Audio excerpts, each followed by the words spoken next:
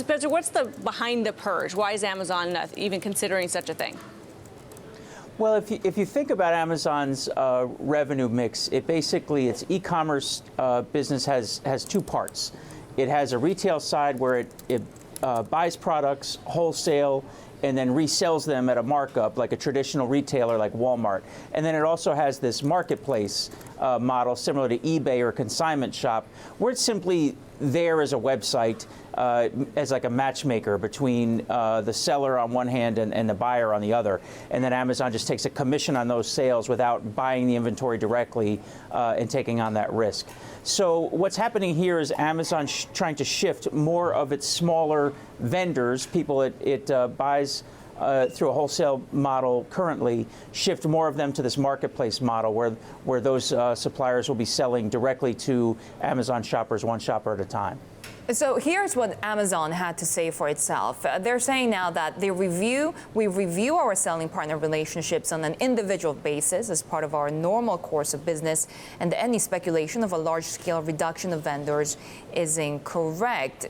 If we do actually see this happening, Spencer, could we see some side effects of more competition between small vendors? We're already seeing really a record number of fake reviews on Amazon these days. Yeah, I mean, the biggest ramification for anyone directly affected by this, by a vendor, someone who's currently getting bulk orders from Amazon and seeing those orders dry up, the biggest thing for them is going to be shifting to a marketplace model where they're selling directly to Amazon shoppers. And this is where Amazon is currently doing a lot of heavy lifting for them that it will no longer be doing. So they're going to have to learn all kinds of things about advertising, about customer reviews, about sales velocity, all of these different metrics that go into having a successful Amazon marketplace business. These vendors are going to have to learn very quickly. You could see, Spencer, the appeal for Amazon, obviously, on a margin basis going forward. But do you think that it changes anything about what anti-competition or antitrust authorities might think of their clout in the marketplace? We see this from time to time with big players like Walmart who exert their influence over suppliers. Could this fall into that category? I'm not sure. I haven't heard much about that. I mean, it certainly highlights Amazon's power in the sense that, what it considers a minor tweak of its business operation, creating havoc for thousands of vendors and suppliers. But in terms of moving the needle on antitrust, I don't really see that.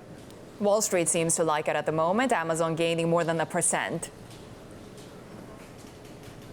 Yeah, well, a big thing for that is just the profitability. So this marketplace model that we discussed is much more profitable for Amazon. It has less risk. So investors will see this news and see it as potentially a continuation of Amazon's increasing profitability.